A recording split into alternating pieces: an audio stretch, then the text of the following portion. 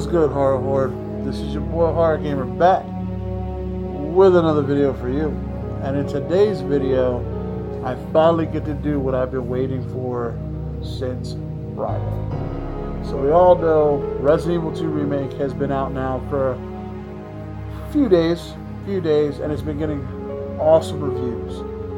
And now it's my turn to give you guys my thoughts on the game thus far. I released a short one the other day about telling you about Leon's A scenario. Well, literally 20 minutes ago, I just beat Claire B.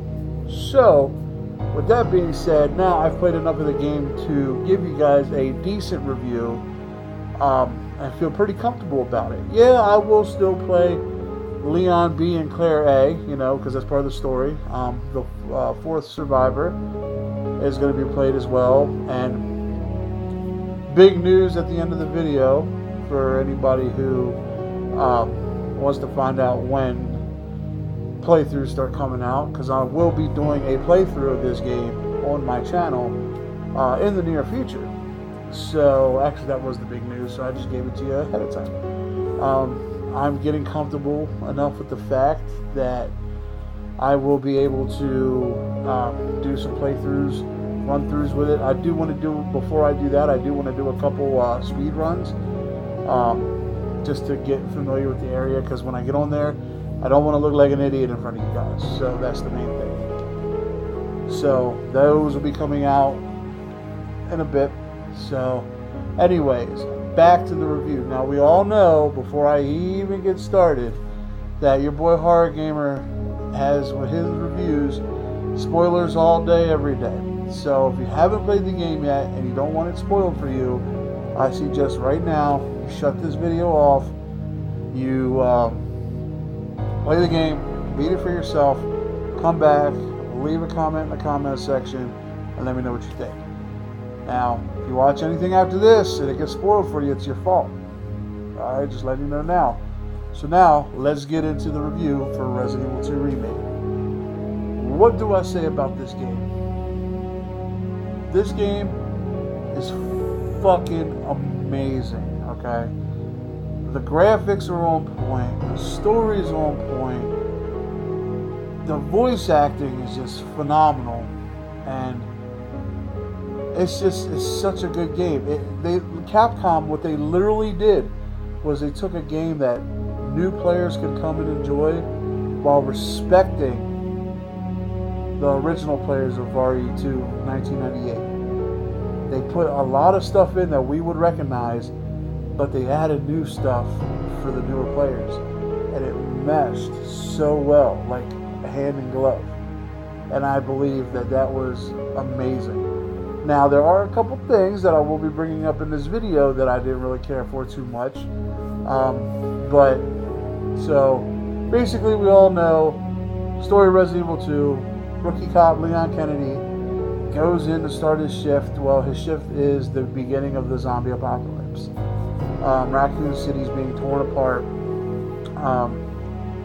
and he's right smack dab in the middle of it. He runs into another survivor, Claire, and, you know, they're together at the beginning, and then they get split up due to this huge fiery crash, and they both got to make it to the RPD, the Raccoon Police Department.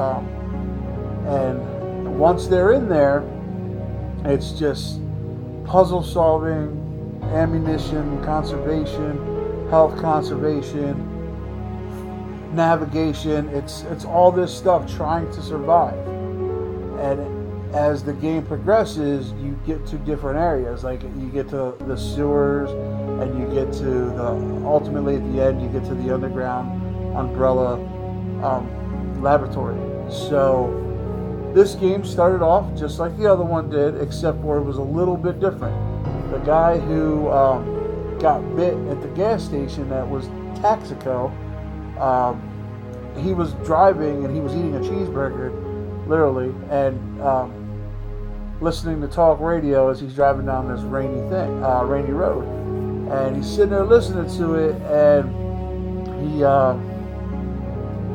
it starts to fade in and out, and he's not paying attention, and he fucking, all I can say is he blasts the hell out of this woman when she's crossing the street. Now I don't know if she was a zombie prior, but he fucking demolished. Like, I mean, he boom, you know what I'm saying? That's the literal definition of getting hit by a Mack truck. And he slams the brakes, and you can see her fucking hair just flopping around from the grill of the truck. Like, it's so detailed. And when he's getting out, you can see the blood dripping off the grill, and she's laying in the middle of the street, bent up like a fucking pretzel. Like, it was a hell of a hit. And so he's freaking out and doesn't know what to do. He turns his back on her, and of course, she rises up, and then the screen goes black. We all know she bites him. But he doesn't say the line that everybody loves, you know, oh, this guy's a maniac. Why do you bite me? He didn't get a chance to say it. And so, brings us to Leon at the gas station. He doesn't, we all know in the first one, when he's driving into Raccoon City, he's stopped by the crows eating the body in the middle of the street. Well, in this one, he's at the gas station, and he notices the gas station's been ransacked, and he's like, what the hell? So he walks in and he goes to check it out. And lo and behold, zombie apocalypse.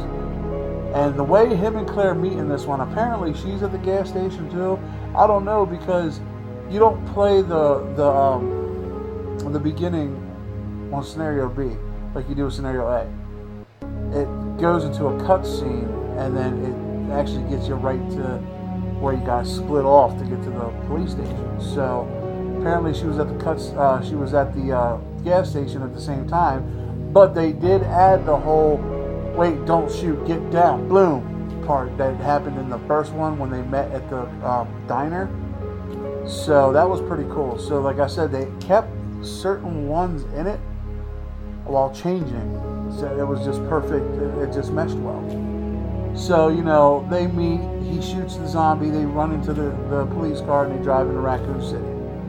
We get there, Raccoon City's completely just demolished. And, you know, they don't know what to do. Claire thinks that they might be the only ones. Leon's like, you know, no, there's more, there's got to be more. And then their car gets fucking just attacked all at once. And they're trying to get out. And they back up, and then the guy who got bit by the girl, who in the original one turned into the zombie while he was driving and caused the fiery wreck, he causes the fiery wreck again. But this time he's not a zombie. He's in the process of turning into the zombie. So he's holding his neck, he's passing out, and boom, and you're trying to get out of the car, but the zombies are pushing the doors. So in this one, they actually take the hit. Unlike the first one, where they managed to get out just in the nick of time and everything blows up. And this one, the driver of the truck turns ever so slightly where it still fucking annihilates the car, but it does it in a way that Leon and Claire can survive because they're stuck in the car because of the zombies. And then they manage to get out, and then that's when the car blows up. And the one of the gripes I do have, and this is where I wait until we get to the parts, is I wish that the outside Raccoon City levels were a little longer. They didn't explore it much. Actually, in the remake, it was shorter. Because I remember in the first Resident Evil 2, you had about 10-15 minutes of outside gameplay. You know, where ran around the zombies, ran into Kendo's gun shop, went in the alleyway, through the basketball court, yada yada. We all know the route. Everybody took the same route. Well, in this one, you don't get into Kendo's gun shop right away. You actually go down an alleyway, go down some steps, come up the steps, and there's the Raccoon Police Department right there. So it actually shortened the outside gameplay. And the thing is, with the Kendo gun shop scene, I don't know if it's strictly for A scenarios, but I didn't have it with Claire B, which I don't think you had it with Claire B in the first one. But it's in the middle of the game, and instead of the beginning. So once you escape the Raccoon Police Department, you go out into the street again, and then you go through Kendo's gun shop as Leon in Leon A. Now in Claire B, you escape the police station and you see Kendo's gun shop, but you can't walk in it. And Kendo in this one, he's a little, they added a little to Kendo to make him more of a human and not just a idiot who didn't lock his doors. I know a lot of people love Kendo.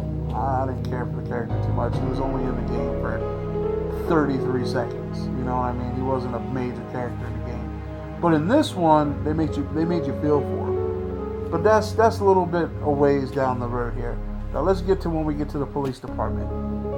Once you walk into this police department, it is just fucking beautiful. It's so beautiful. You know, they tweaked it a little bit. They added some new things, like the doors on each corner now. They don't look the same. Like, they completely revamped it. They built it from the ground up, and I like the way they did it. And Marvin, the guy who gives you the key card in the original one, where he's sitting in the locker room dying, he actually helps you out later, and they make him more of a character too, which I like that. They take side characters from the original RE2 and kind of make them a character. That you feel for them a little bit, you have a little more than just a 30-second interaction with them, and then they die. So I like that. And I recommend that if you're going to play this game, you play it with the original soundtrack, because it just makes it so much better.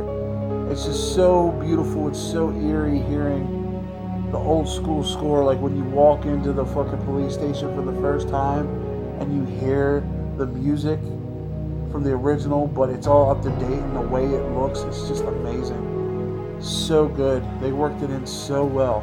And anybody who's a big fan of Resident Evil 2, you know at the beginning of the screen when you hear Resident Evil 2. You don't hear that unless you switch over to the original soundtrack. So if you want to hear Resident Evil 2 when you start the game up, go to the original soundtrack. That's the only way you're going to hear it. So, but yeah, I love how they made the corridors dark. You know, it's not lit up. You got to rely on your flashlight. I love that. It adds to the creepiness. It adds, you know, creepiness to it. The nostalgia of just being able to walk in a room and recognizing the room, but then the newness of it to where you're in the police station, nostalgia's hitting, but they added something just a little extra. I loved it. I love the story arcs in them. I love the interaction between Ada and Leon. I love the interaction between Claire and Sherry. Those were good. There's a couple things I didn't like. One of the things was I liked that Mr. X was in it, but I would have preferred him be in the second scenario like in the original, because there's just times where it was just so annoying. You're trying to get something done, and here comes fucking Mr. X. Like, when it first happened, it's creepy. It's creepy for a while. But then it gets to a point of annoyance, and you're just like, motherfucker, go away, bro. You know what I mean? Like, trying to get this done, and you're just, I hate back. And the reason I think they did that is because they make you backtrack a lot. And with Mr. X running around, you have to backtrack a lot. I just wish they would have added him to the second scenario like they did in the original, and had like a main story instead of having him in both scenarios. Now with Claire B, he gets it by William Birkin fucking just destroys his ass. You know, when he fucking hulks out into one of his forms, he cuts him in half. But in Leon's story, Mr. X is basically your main bad guy. Like, you have to fight both William and Mr. X, but Mr. X is the main antagonist of Leon's Campaign A, and William Birkin is Claire's main antagonist. So the voice acting is just amazing. Like, whoever they got to do these voice actings is just awesome. And I love how they added the orphanage. Even though there wasn't much in the orphanage, it was still cool that they added it in and you could read some stuff. But no, all in all, the game is solid as shit. Like, one of the gripes I do have, I've said this in a previous video, is the Cerebrus, which is the zombified canines. Too many of them. And the lickers, too many of them. You don't have to add 700,000 zombie dogs or lickers to make the game scary or challenging. Add a couple, you know. Add sounds. Like, it's scarier to hear the sound than to see the monster. But instead of doing that, you just throw the monster in right away, and it gets annoying and it pisses people off. Like, you know what I'm saying? And that was one thing they kind of did a little bit of overkill with that, which, I mean, it is what it is. I played it on assisted, and for a while there I was still having trouble. I'm going to be playing it on standard because, you know, I just wanted to play assisted so I get the feel for everything, but now I'm going to do standard. But assist is pretty cool, how it like helps you aim to critical spots and stuff on the body, which is nice. Standard's harder. But it's not nothing that, you know, you can't overcome. You know, I hear a lot of people saying that this game is too challenging. The puzzles are too challenging. There's some puzzles that are pretty difficult, but all in all, the game's supposed to be a little challenging. You know, if you could just run through everything in 20 minutes, then what was the sense of spending so much on this game? I love the scenes in the laboratory, just the dark ambiance. I love everything in the RPD. I loved because it was so nostalgic. And the one thing I really loved was they brought back the alligator, the giant alligator from Resident Evil 2. They brought it back. And the way they added him was amazing. I love how they didn't have any fucking quick time events, and they were still able to make it scary, and you were able to run from this alligator. So you're in the sewer with Leon, and you jump in the water, and then the alligator comes, and you gotta fucking run down this corridor and dodge him, you know. And then you finally get to the end of the corridor, you slide down, and he slides down and goes to bite you, and he bites this gas pipe, and you got to shoot the gas pipe and blow his face up. But it can be challenging. It's very, very, very stressful. Like, it adds a level of stress that freaks you out. And it's so good. Like, this game is so good. What I'm trying to do is trying to give you like a rough review. I don't want to tell you guys everything. Yeah, I did say that I do have spoilers all day, every day. But this game's just too good for me to just give up everything, and I would like you guys to go play it too. So, but all in all, this game, from what I played so far, like I said, there's more playing to come. What I played so far, this game is fucking amazing. And out of 10,